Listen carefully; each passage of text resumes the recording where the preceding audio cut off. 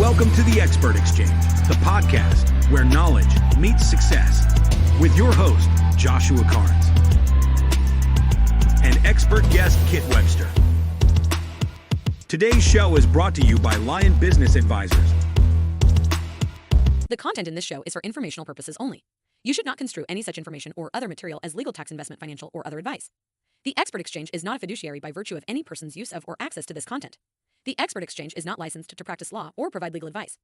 Nothing contained within this show is intended to be an offer to either buy or sell securities.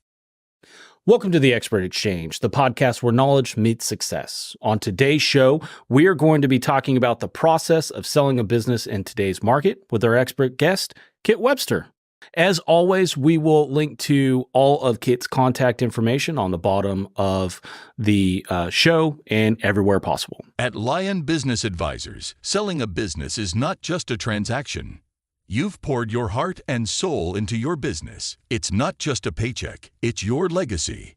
The team at Lion Business Advisors is here to guide you through the process, ensuring your successful exit. Contact the team at Lion Business Advisors at 800-525-3542. That's 800-525-3542, or visit us at lionbusinessadvisors.com. Lion Business Advisors. Let the story of your next chapter begin with us.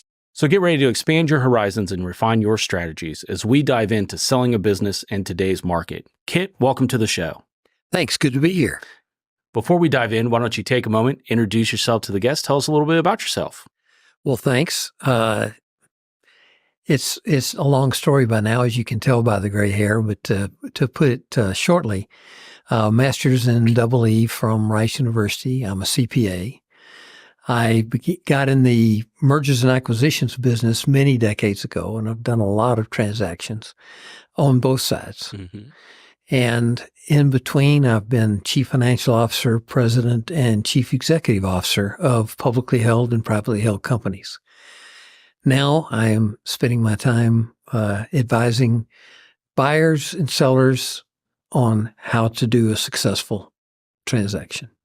And on top of that, you're currently the senior M&A advisor at Lion Business Advisors, and we are grateful that you have taken that role, and you're killing it there. So thank you very much for that. I appreciate it. So let's dive into this. On the show, we've talked a lot about preparing businesses to sell and getting them ready to sell. Let's start with the basics. When is the right time for a business owner to sell their business? I'm not sure there's a right time, but there's some typical times. There are times when are most likely for a seller to show up and say, it's time. Probably the very first time is estate planning. They've run a company for years, for decades. They've been successful, but they're getting old. Mm-hmm. And not only is time taking its toll on them, they need to do estate planning to make sure they've got the liquidity and have taken care of the next generation one way or the other. So they decide, very often reluctantly, that it's time to sell. This is their baby. They love it. They've done this. The people that work for them are maybe termed their children. But, it's the way it goes. And so they'll contact us and say, can you help? The second major reason I've seen is just burnout. Mm-hmm.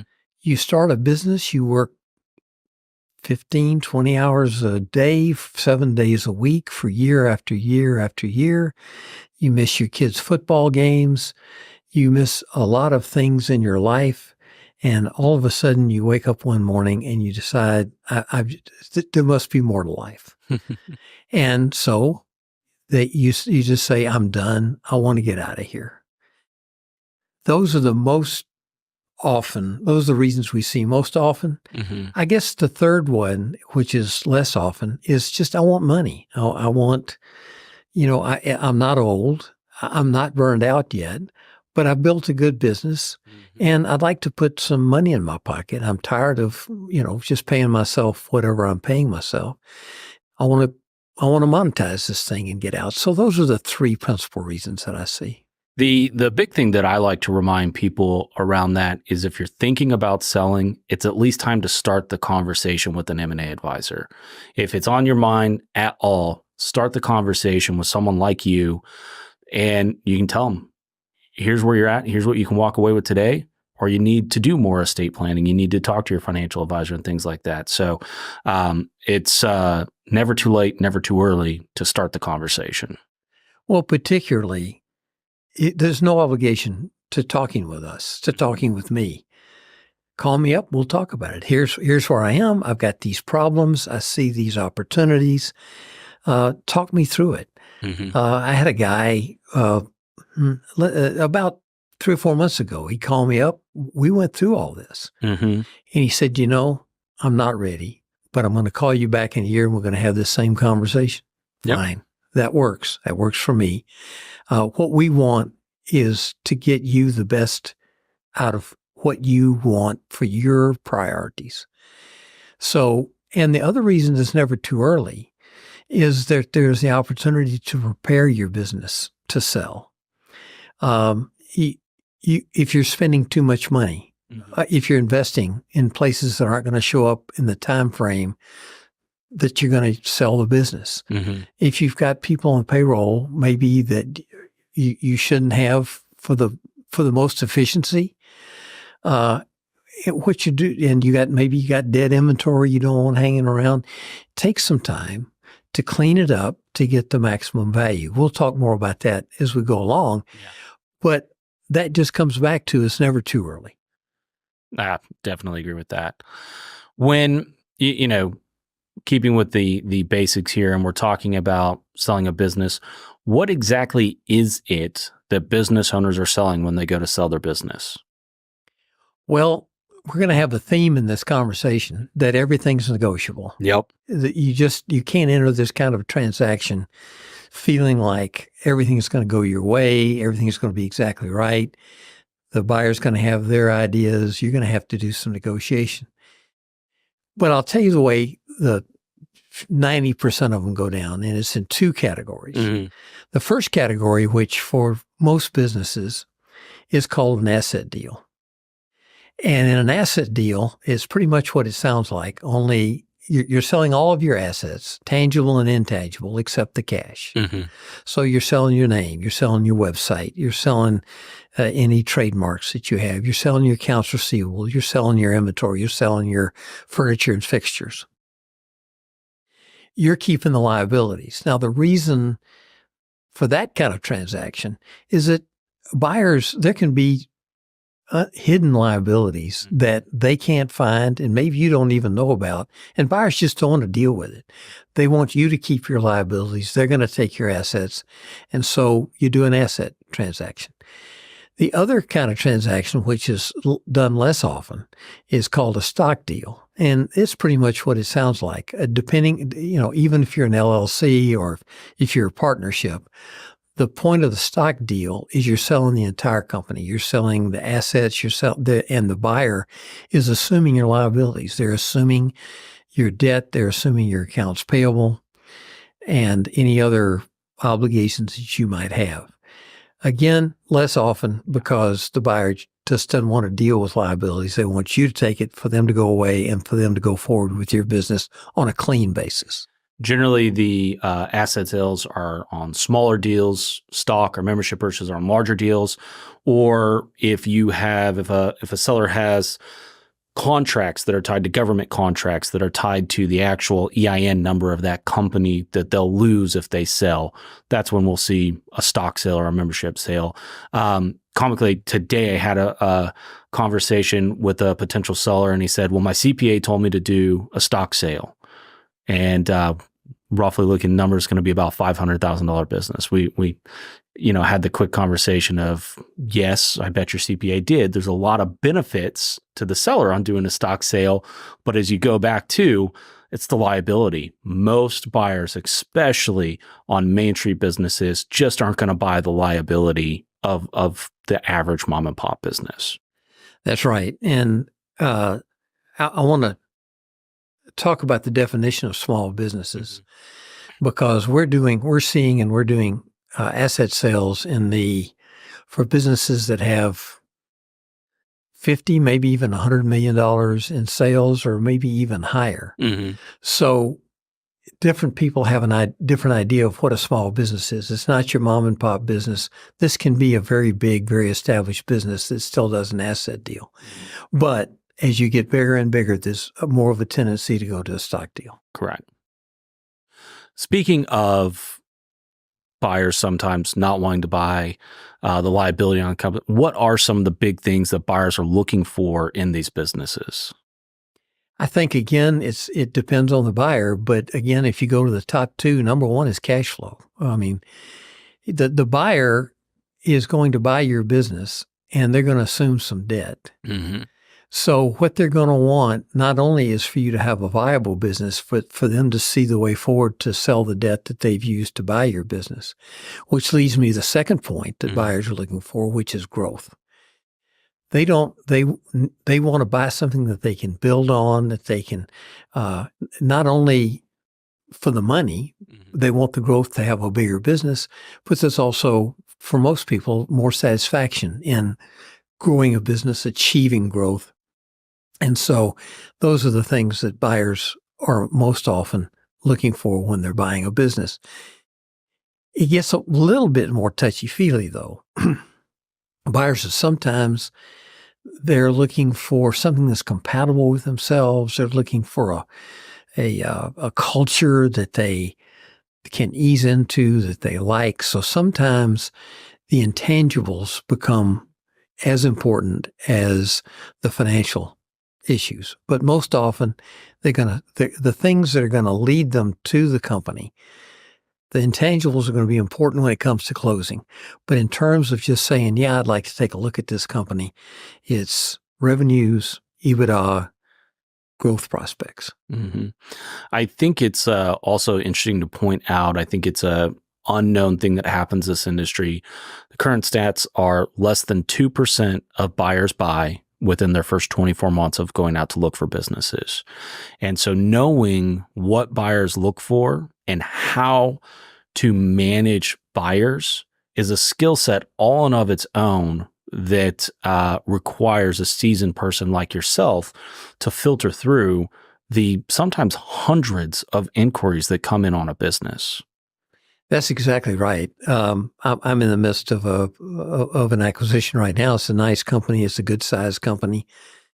We had literally over 100 interested parties, and one of our jobs, is to filter through those, not only to qualify them, to make sure that they are qualified buyers and that they are real people, but when you filter through those people and get to know them, to understand whether they are a match, whether their businesses are a match, and whether they are a good fit for the company.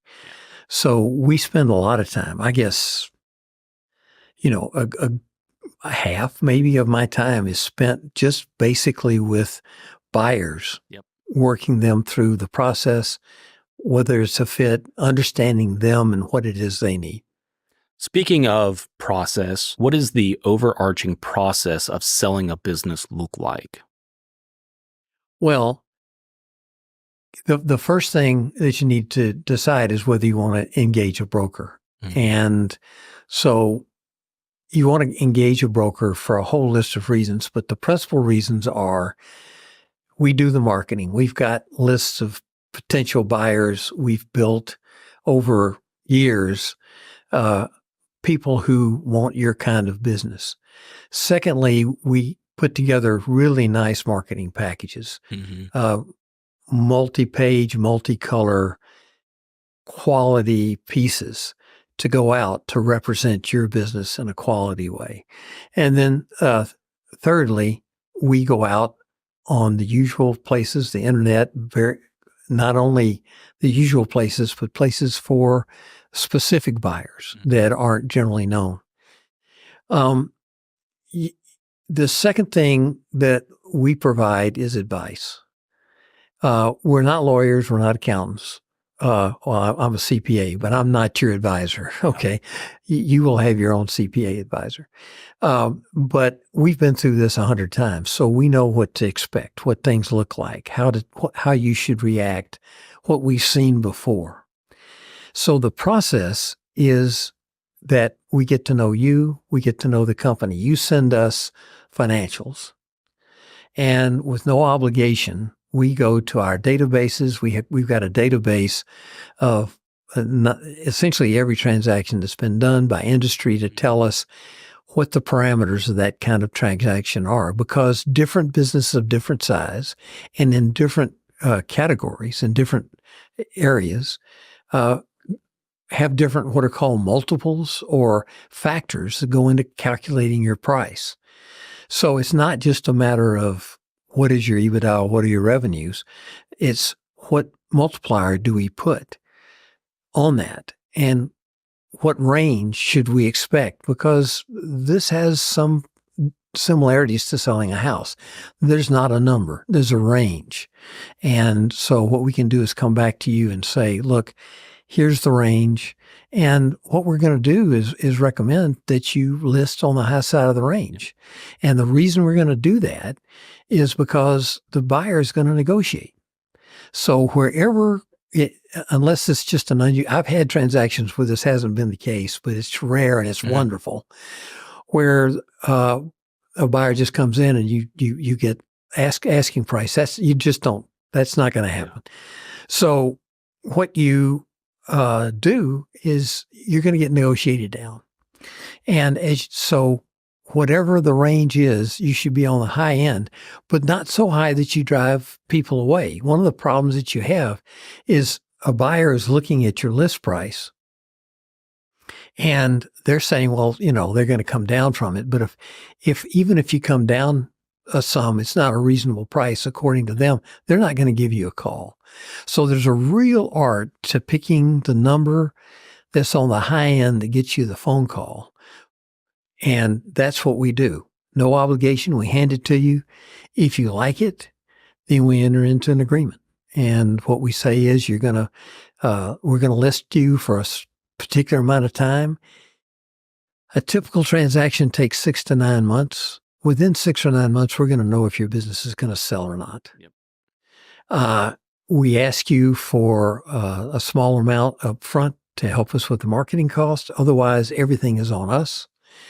And the commission is usually 10%, but for large deals, it's lower. That's it. That's the agreement that we reach. And then we get busy. What we do is we screen the buyers as they come in. Some companies are easier to sell than others. This company I'm working with right now that I just described earlier is a nice company. Everybody wants it. We're going to get some good offers. Whether we're going to reach a closure or not, it's a whole different deal because the buyers and the sellers are going to look at it differently.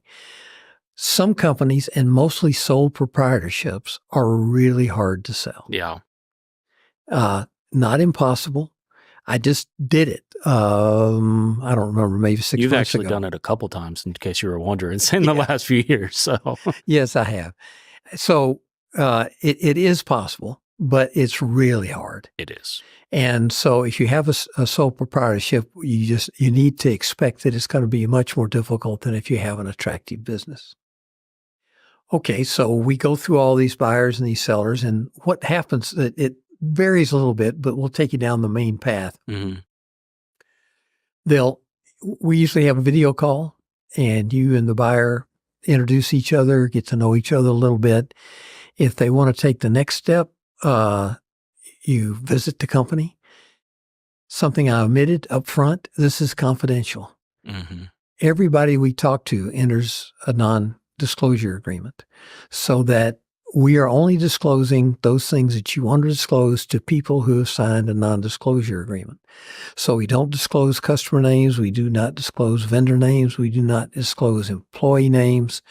We're running a confidential search, a confidential marketing campaign to get you the buyer that you need. So when they visit the company, very often they do it after hours. I just had one this weekend, and the seller did not want to disturb anybody, let them know what's going on. So we showed up at 9:00 in the morning, and we met, and the buyer and the seller got to sit down and get deeply into what they wanted to do. Around this time, any interested buyer has gotten the information on the business. They've had a video call. They have visited the business, and now it's time for either an IOI or an LOI. Now, an IOI is an indication of interest. It's just I'm interested in buying the company, and here's a range that I think I want to buy it at. It's an early filtering mechanism where we can say, nah, you're just way too low, or okay, let's talk more. An LOI, or letter of intent, is not binding, but it is the basis for negotiation. It is a letter that lists the top issues or terms and conditions for the buyer buying the company. There's a lot more to buying a company than selling price. Yeah. Their terms. Is the seller going to assume a note? Are they going to get bank financing? What's the down payment? Is there going to be an earn-out? Is the seller going to consult with the company after the closing? And for how long? Well, that's always a key point of discussion. And are the employees going to come along? So once you get you negotiate the LOI, you basically then are agreeing on the principal terms of the acquisition. Mm-hmm. Then you get to the stage called due diligence. And in due diligence, up until now, the buyer does not know the names of people. They've gotten the information we've given them. They've only looked at the company. But now the buyer has access to everything. Customers, they're kicking the tires. They are making the final decision as to whether they're going to buy this company. I like to say they're looking for a reason not to buy. And it's time to open up the doors and make sure that they do buy. That's your job. Yeah, it really is. Although, and one of the conversations I have with sellers is, but because sellers are justifiably proud of their businesses and all they've done, but I have to let them know that buyers don't care that much, and that buyers are scared because what they're going to do is spend millions of dollars on a company based on really doing some good work, but again, it's kind of jumping into the unknown. So due diligence is kind of the time to either do it or don't do it. Yep. Because at the end of due diligence, during due diligence, the buyer's attorney is drawing up the purchase contract. And the purchase contract incorporates the terms of the letter of intent plus all the legal stuff, all the just, the boilerplate that always goes into contracts. Due diligence is done, and then you negotiate the final contract, and then you have closing. Closing these days can be completely electronic. You can be sitting at home, you sign the agreement, and the money shows up in your bank account. I just closed one where the buyer and seller wanted to get together, and actually along with the banker. It was an SBA loan, and they all wanted to get together and have a party and celebrate. That's great. I'm always glad to see that happen because it starts off the closing on a good note. So that's a long way of saying there's a lot going on during the process, and there's a lot to be talked about and a lot to be done to ensure that this will be a successful transaction. I think one of the biggest pieces out of that sellers need to understand, and why it's so important to have an advisor on their side, is every step of the way is another negotiation or the opportunity for another negotiation. diligence, every item that comes up that wasn't fully disclosed or wasn't fully vetted out is another opportunity for negotiation. And so it's really important to have a advisor on your side that knows all the ins and outs so that they can protect the seller during those negotiations, because any conversation can instantly turn into another negotiation. Absolutely. So we've kind of hit on the overarching process. Let's go back to the beginning of that process, setting an asking price or a valuation. How do you value the average business? I ask you for 3 years of financials. Mhm. What we then do with the financials is we compute. It has different terms. For the purposes of this conversation, I'm going to call it adjusted EBITDA. Mm-hmm.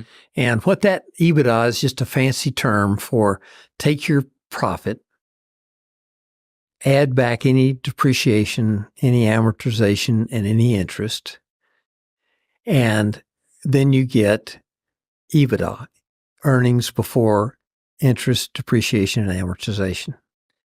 We're going to add back more things because the number that we actually base the valuation on is the number that the buyer is going to have to parcel out and allocate to their different operations. Mm-hmm. So the first thing we add back is the buyer's compensation. The second thing we add back is any unusual transactions. And then the third thing we add back are any personal expenses that the buyer is incurring, that the seller is incurring, and the buyer will not have to incur going forward. So we're creating this adjusted EBITDA to provide the basis for valuing a business. Now, again, I've said this several times. There are different ways to do this, and I'm going down the main path. And I'll talk about some additional paths in a minute. So once I've got the historical adjusted EBITDA and revenues for the company, and we know what all's in there, we understand what the fixed assets are, what the inventory is, because the market value of inventory and fixed assets will be important to calculating, to one method of calculating the purchase price. Then we go to this database that I talk about. And in this database, we find out what the multipliers are. Now, simplistically, and I'll get into the complications in just a minute, simplistically, it says multiply the adjusted EBITDA times X, and that's your selling price. And that X depends on the industry and it depends on the size of the company. Some industries have higher X's, some companies have higher X's. I think that's really important to hit on. Almost every industry has its own value range, and there are multiple ranges within those industries depending on the size of the business. A lot of times when we get these phone calls, we'll hear, my CPA told me it's a 3X multiple. Could be, but it could also be a 3.5, or it could be a 5, or it could be a 15, or it could be a 2. And it's really important to get with a professional such as yourself to find out what your specific company in your industry and the size of your company, what that range is going to be, because that's the basis starting for all negotiations. And so it's a small piece that's a quick piece on our side, but it's a really big piece that the average business owner is going to miss if they don't have an advisor on their side. Average business owner, the average CPA, the average attorney, all of them are going to miss this because it is that critical point. Now we get into various ways to approach valuation. And what we do is we value your company based on different approaches. For instance, if you're not making much money, we'll try to find a valuation based on revenues. So there'll be a multiple of revenues. There's another approach to valuation that has a different X, let's call it Y, where we also add back the value of your inventory, your receivables, and your fixed assets. So what we do is we go through all of this because we're going to have to justify this to the buyer.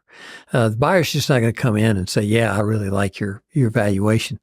I have to send them or I have to give them an explanation of how did I get to this number, and so I have to document it and I have to show that it's reasonable and customary. But what we'll do is we'll find the valuation that works the best for you. And then we'll establish that range that we talked about earlier. We'll pick a point at the top of that range, and then that's going to be the valuation we start out with. Now, let's talk about what happens. People are going to respond or not. Mm-hmm. If they respond, great, we're heading down the process. What can happen is there are either very few buyers for a business, or for all the work we did, we picked the wrong number. So what'll happen after some period of time, 3-4 months maybe, we'll say this isn't working. Let's lower the price. So we still know what the value is, but remember it's a range, and that potential buyers are reacting to the list price. So what we'll do is we'll lower it, and then we'll continue the process.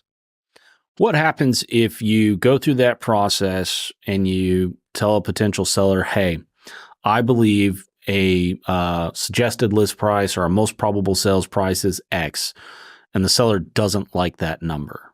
What does that look like? Josh, this is going to sound a little difficult.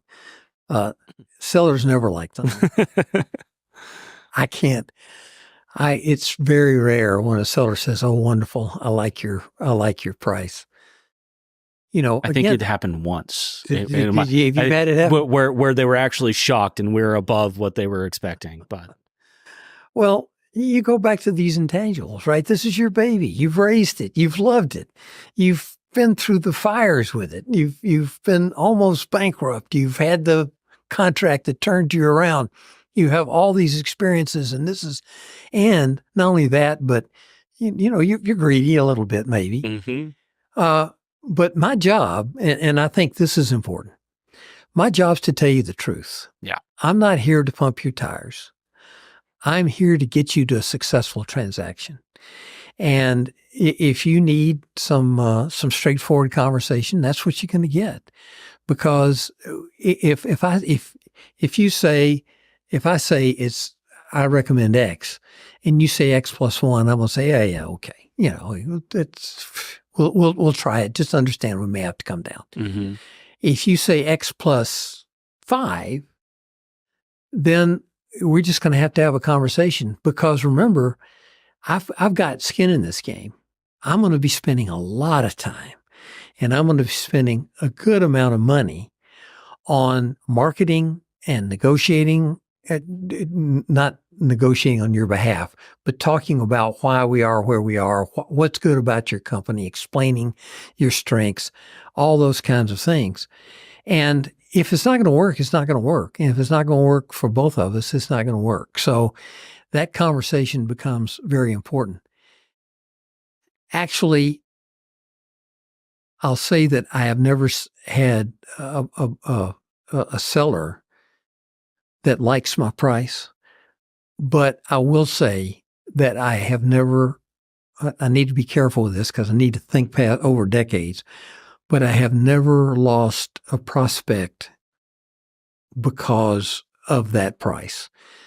We have a conversation. I have the conversation with him that I'm going to have with the buyer. Mm-hmm. Here's why it is. Here are my numbers. Here's where they came from. They're documented. It's arithmetic. Tell me where, other than you just don't like it. Yeah. Tell me why we're not going to do this. And ultimately, like I said, essentially, or everybody says, yeah, okay, I understand. I think it's also important to point out there's a big difference for those sellers who are just not happy with the number today versus the educated business owner who says, well, I need X to walk away. And we're just not there today. There's a big difference in saying, I think it's worth more today versus I accept your answer and I need X to walk away, because both of us have several contacts that are industry specific, not industry specific, generic, that are consultants and coaches that specialize in exit planning and exit strategy that can help sellers who have realistic expectations to get to that goal. Working with the right financial planner can ensure that that wealth gap is obtained, and working with the right financial advisor or CPA or just right partner in general can help that sellers realize what number they actually need versus what the business is going to go for.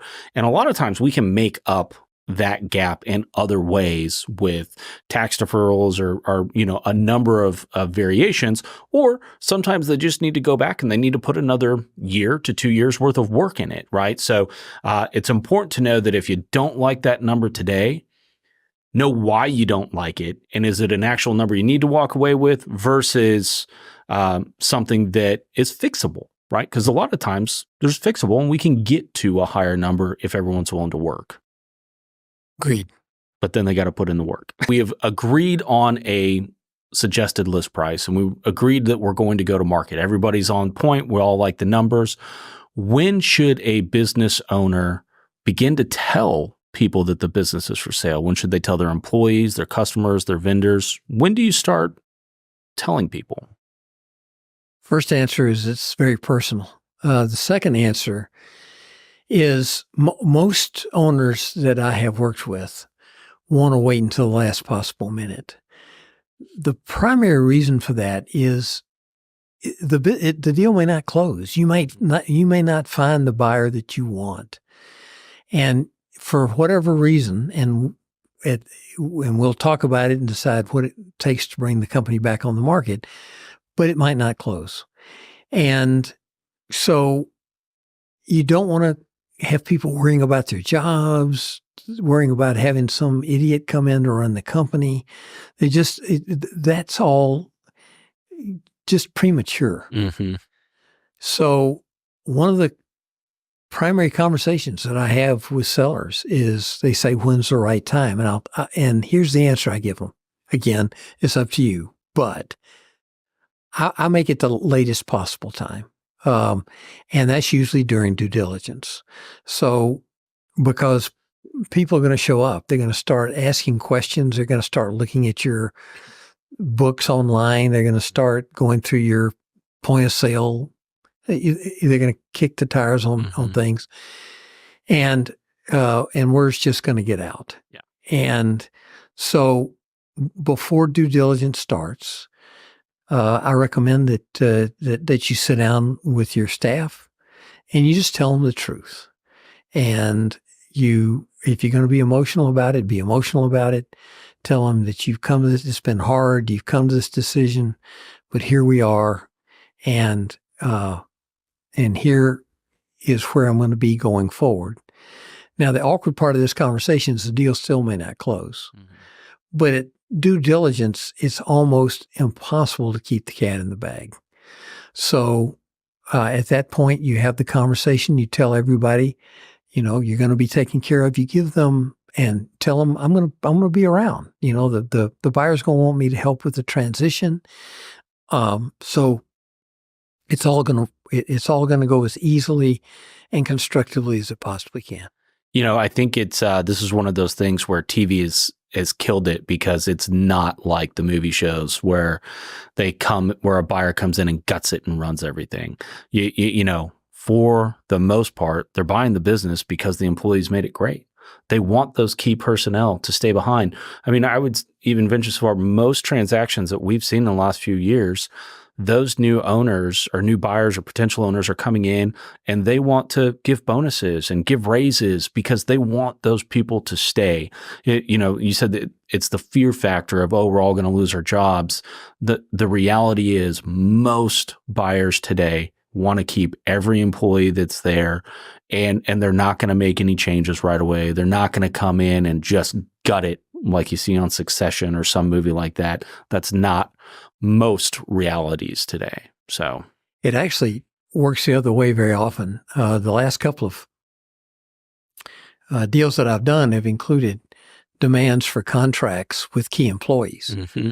In other words, they've written into the letter of intent, it says employees X, Y, and Z must, in order for this deal to go through, employees X, Y, and Z must sign an employment agreement acceptable to both parties. And that this is not a, if there's a vulture coming, I'll see it. Yeah. And you just don't have those kinds of transactions, as you point out. It would be very unusual. Yeah. Most of the time they want everyone to stay on and they want everyone to be taken care of too. So it is a thing of it's a tough conversation to have, and you kind of want to hold it off as long as possible. But generally speaking, most part, those employees are going to be taken care of. They're going to be taken care of well. And it generally works out well as long as everybody's above board. Yep. So, all right. So, we've kind of hit the overall process and talked about what it looks like to sell a business. Let's kind of get into your role as an M&A advisor, as a business broker. Those terms are kind of interchangeable in this industry. What does that look like? Why would a business owner use an advisor? Two reasons, or again, two principal reasons. One is we can market the hell out of your business. We've been in this business a long time. We've got contacts. We've got what used to be called a Rolodex. I guess now we'll call it a database of potential buyers. My contacts over the decades have been extremely important to me in finding potential buyers for businesses. And we're going to prepare the marketing. We're going to go out there and market on your behalf. And confidentially. We know how to market the business confidentially, which is a huge piece that I think a lot of people miss, is what differentiates us from real estate agents. We're not putting a sign in the yard.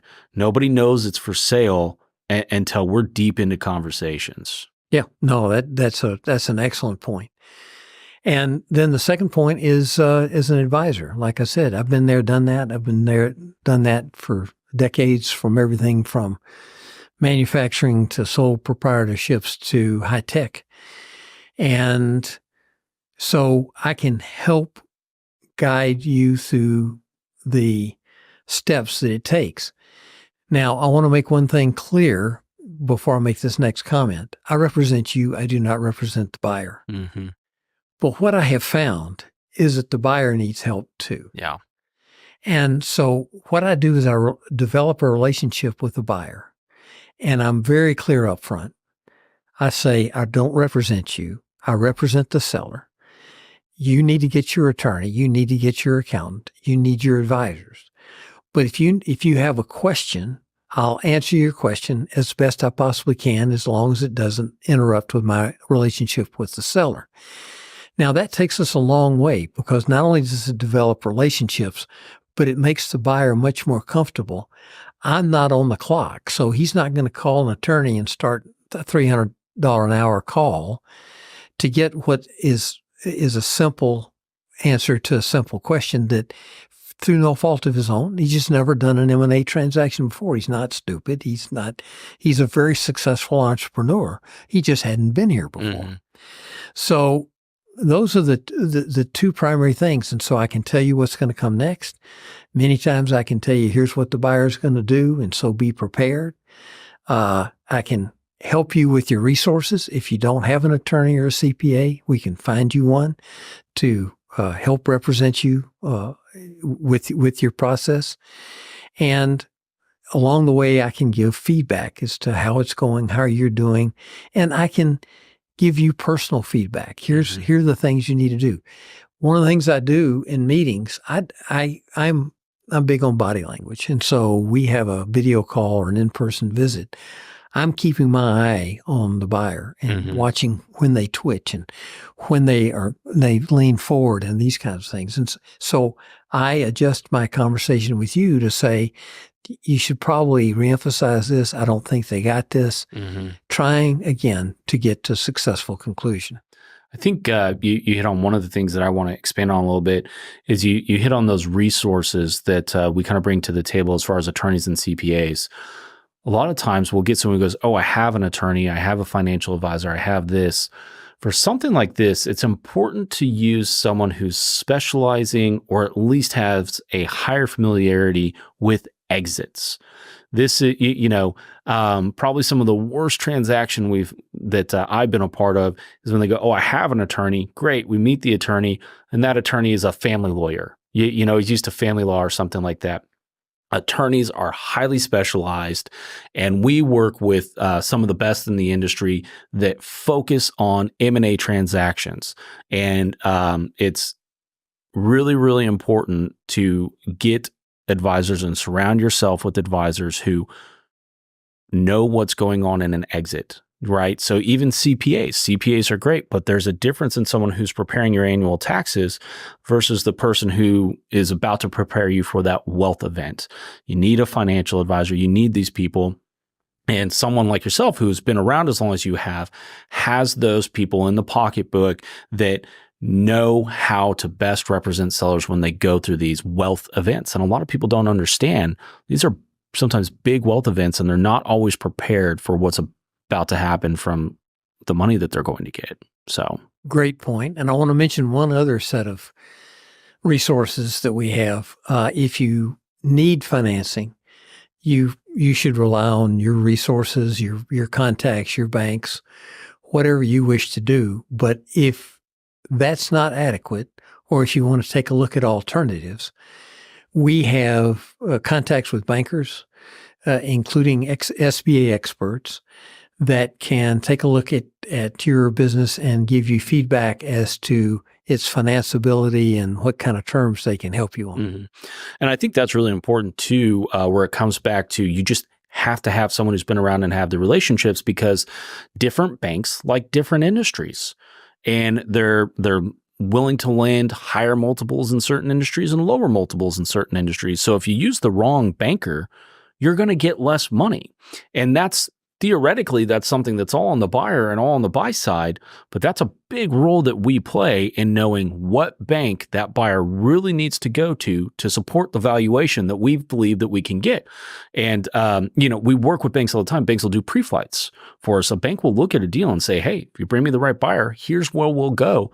And those numbers can be different. And so having an advisor that's been around and has those connections will sometimes be the different and just end result to the seller's cash book. So Kit, thank you for coming on the show today. It's been a really good chatting with you, and I think we've given a great overview process of what it looks like to sell a business with Lion and you, what that process looks like. If anyone that's out there is interested in having a deeper conversation with you, how do they get a hold of you? Two ways, or two principal ways. One is by cell phone or text, 512-658-9776. And the other way is just send me an email, kwebster, KWEBSTER, @lionbusinessbrokers.com. And I also recommend you can learn more about me and learn more about Lion Business Brokers by visiting lionbusinessbrokers.com. As always, we're going to link to all of Kit's information down at the bottom of this post and on the website. If you enjoyed what you heard today and you want to keep this conversation going, you can find more about the show on the expertexchange.pro. That's the expertexchange.pro. For more resources, you can reach out to Kit and everyone at the team at Lion at lionbusinessbrokers.com. Remember, success is a journey, and we're thrilled to be a part of yours. We'll catch you on the next episode of the Expert Exchange. All right.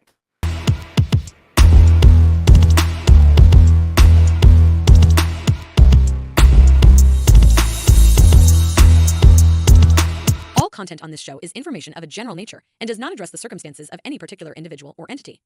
Nothing in this show constitutes professional or financial advice, nor does any information on the show constitute a comprehensive or complete statement of the matters discussed or the law relating thereto. The Expert Exchange is not a fiduciary by virtue of any person's use of or access to this content. You alone assume the sole responsibility of evaluating the merits and risks associated with the use of any information or content on the show before making any decisions based on such information. In exchange for using the content, you agree not to hold the Expert Exchange, its affiliates, or any third-party service provider liable for any possible claim for damages arising from any decision you make based on information or other content made available to you through the show. The Expert Exchange is not licensed to practice law or provide legal advice. Nothing contained within this show is intended to be an offer to either buy or sell securities.